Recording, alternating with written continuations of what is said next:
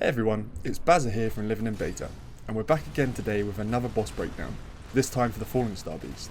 Fair warning, rage is a common side effect for this boss. We'll be going over spawn locations, moveset, as well as some potential strategies to give you a better chance of grabbing victory. Let's dive into the video.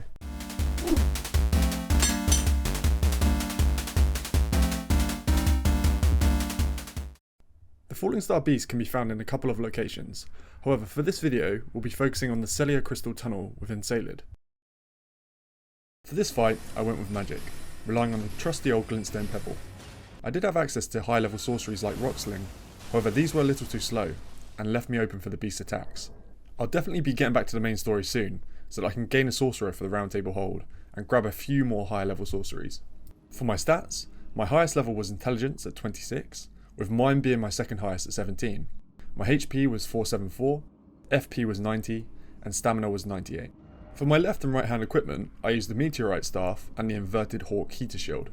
It's vital that you have a 100% physical shield for this fight, as you can block a lot of the beast's attacks. My outfit consisted of the Nox mirror helm, astrologer robe, rare Lucarian gauntlets, and Godric soldier greaves. For my talisman, I used the Graven Skull, which increases the potency of sorceries. Finally, my flask allocation was 2 health flasks to 5 FP flasks. Before getting into the moveset, it's worth noting that the boss doesn't have a set move that they will always use at the start of the fight. This can vary from a charge, ground spikes, or dive, for example. Another thing to note is that this boss loves their combos, and can switch them up regularly. We'll break down all the moves as well as how to recognise them. There's a lot to get through, so let's get started. First up we have the charge. Fallingstar will rear their head before readying the charge, opening their pincers as they do so. The boss will normally charge 3 times but can mix this up, stopping after 1 or charging up to 4 times.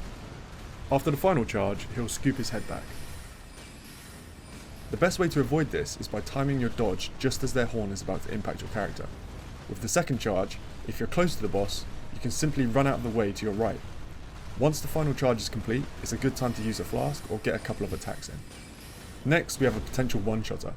The beast will rear slightly before twitching their pincers. The boss will then swipe across. If you're caught, this will be painful. For the next attack, we have the single tail whip. The beast will turn away before rotating back to face you, swinging their tail as they go. You can either run backwards, or use your shield to block the attack. Just be aware it will likely use up the majority if not all of your stamina if you do block. The attack also builds up bleed, but shouldn't be an issue, as long as you follow the provided advice around the other moves. As well as the tail whip, there is the tail slam and subsequent rock fling. The boss will jump, raising their back legs and tail before slamming the tail down. After this, they will swipe the tail, flinging rocks at your character.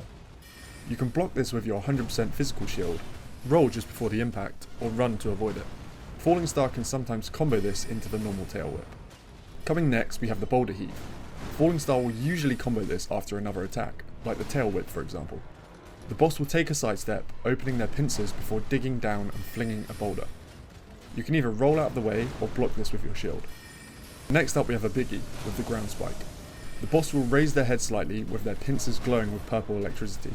The same purple electricity will appear below your character. Start running as soon as you notice the boss performing this attack. Fallingstar will raise their head as the spike impacts.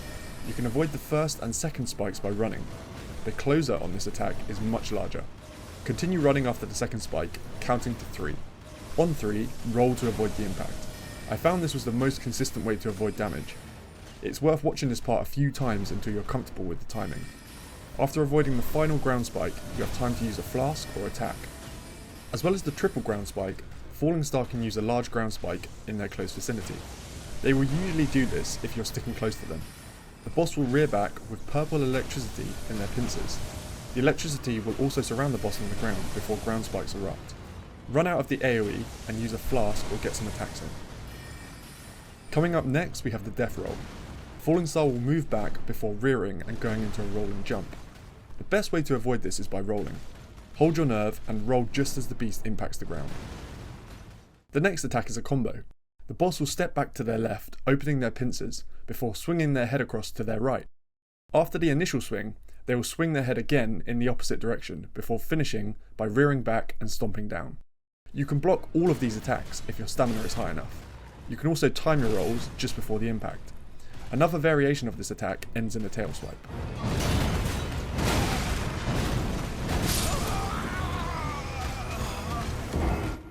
Our next attack sees Fallingstar stepping back before driving their pincers into the ground on the right side. You can either run back if you have time, or roll if you're in range of the attack. Up next is the cross swipe. The boss will rear back to their right before swiping across. Worth noting here, Fallingstar will usually then combo into something like the boulder heave or a stomp. Once you've taken around 40% of the boss's health, they will start to add a few more moves. Some of these are lethal and can end your run. First up we have the gravity bomb. Fallingstar's eye will glow purple and they will raise their head up as they roar. Run as far as you can away from the boss. You'll know you're out of the range if you can see a blurred effect when looking back at the boss. If you have an attack that can hit from this range, now is a great time to use it. If not, simply wait until the attack is finished and reposition, getting in a couple of attacks if possible. Admittedly, my HP was fairly low at level 14, however this attack one-shot me every time if caught. Another addition comes at the end of a charge. Fallingstar will end the charge by gathering purple electricity in their pincers, before swinging their head up to their left and firing a beam of energy across the arena. As soon as you see the boss winding up this attack, run to their back right side. Here you're safe and can freely damage the boss or drink a flask if you need to.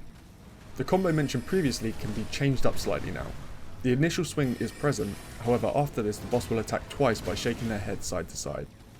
The two most important aspects of this fight are learning to recognise each attack and patience. I utilise magic, relying on Glintstone Pebble as it has a quick cast time, allowing you to get in a few casts at a time and quickly snowball your damage.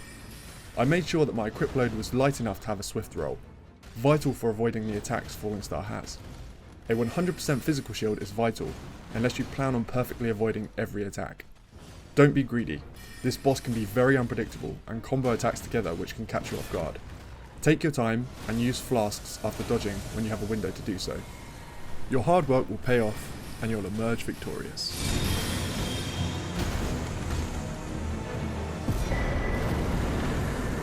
Slaying Fallingstar will reward you with 7,600 runes, 1 Somber Smithing Stone level 6, 5 Smithing Stones level 7, 10 Gravity Stone chunks, and 1 Somber Stone Miner's Bell Bearing. So that's been our boss breakdown of the Fallingstar Beast. Let us know in the comments if you fought Fallingstar yet and how you fared. If you enjoyed this content, drop us a like and subscribe if you want to see more content like this.